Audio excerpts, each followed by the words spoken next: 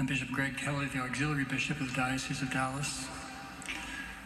A week ago on Friday, our Holy Father, Pope Francis, spoke these words to the world and to each one of us. We have an anchor.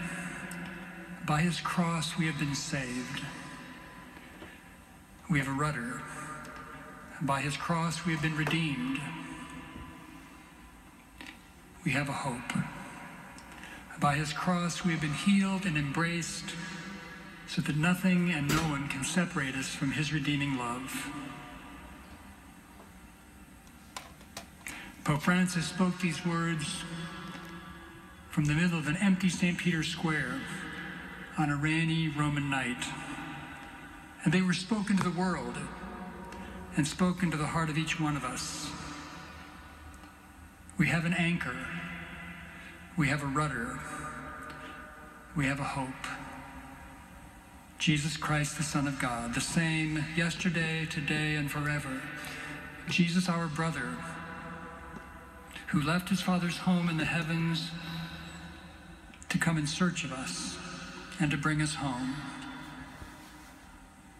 And who went to the very depths of human suffering and humiliation, to the very lowest place, to find us and to bring us back. Though he was in the form of God, as St. Paul says, he did not regard equality with God something to be grasped.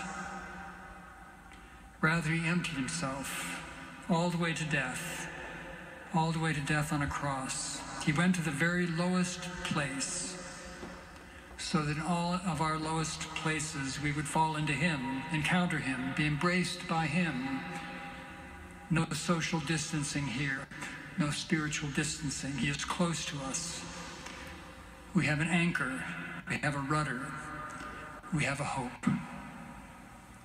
Only one, the only one we need, Jesus Christ, the same yesterday, today, and forever. The same in the midst of this storm. In this storm, in this crisis, he has not left us.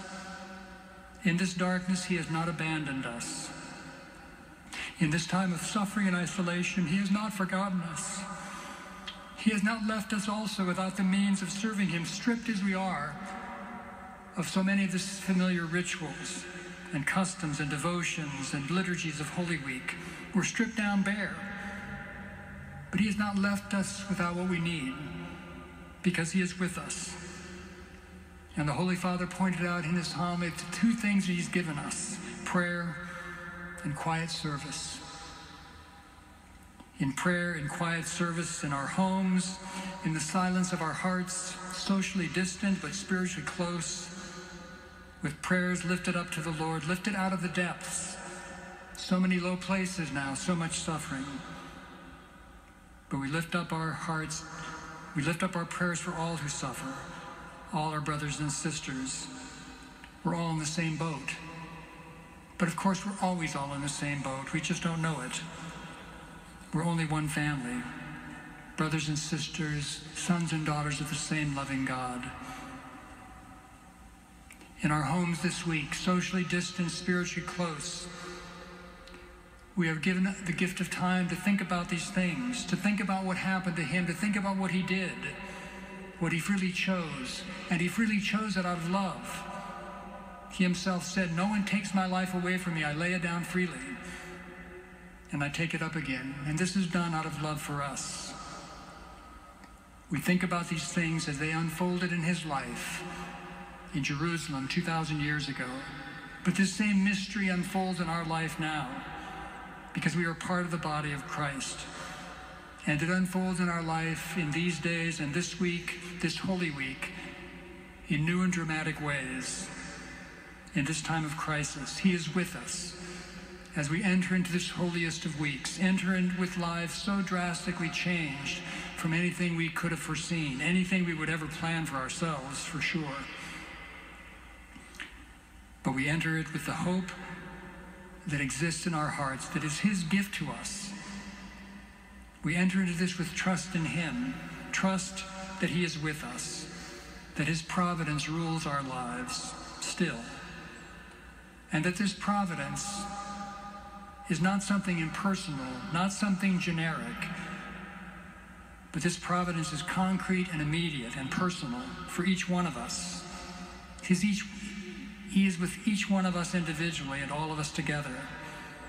And it is important for us to remember that he has chosen us, and that he has chosen us to live in these times, to serve him, and to rise to the challenge of serving him now, not simply to mourn what we don't have, but to serve him with the abundant gifts that he gives us in this moment. Because we are not only among those who live under his providence, who receive this as gift. We are called not only to believe in his providence in our own regard, but we are also called in this moment to rise up and to enact that providence, to be agents and instruments of his presence, of his power, of his love, of his justice to others, to our brothers and sisters in need. He has not left us without the means to do that. And he has given us gifts that he himself sets before us in these days, even as we are stripped down of so many things. And so it is so important. It is his invitation to us to turn to him, to go to him. He is here with us. This man for others, for us. This man of sorrows. And we experience the sorrow in new ways in our own life, but it is a share in his. We are also called to share in his victory as the risen Lord of life, as the master of the universe. Even the wind and the seas obey him. We put our faith in him. We have an anchor. We have a rudder. We have a hope. Jesus Christ, yesterday and today, the beginning and the end, the Alpha and the Omega. All time belongs to him in all the ages, including this time and this age, these days, and us. We belong to him.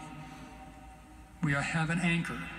By his cross we have been saved.